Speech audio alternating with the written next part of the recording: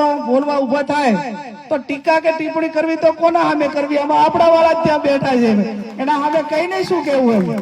ને આ એક વ્યક્તિગત સ્વાર્થ માટે કરીને જ્યારે વિશ્વાસઘાત મતદારો લોકો અને પાર્ટી સાથે થતો હોય તો એ લાંબા ગાળે ન ચાલે.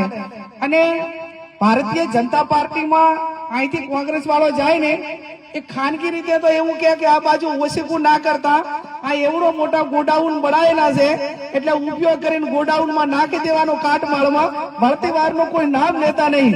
અને કોંગ્રેસમાં સ્ટેજ ઉપર આમ તમે જુઓ તો બહુ મોટા મોટા અવાજથી ભાષણ કરતા હોય, મોટી મોટી વાતો કરતા હોય, અને ભાજપનો પટ્ટો બાંધ્યો નથી કે તમારે આમ બકરી આમ દોરી અને ગોડાઉનમાં મેલી દે. આવી હાલત એ અહીંથી ગયા પછી જે કાર્યકરો કે આગેવાનો કે વ્યક્તિગત સ્વાર્થ માટે જાય ને એ એમની હાલત આવી હોય છે.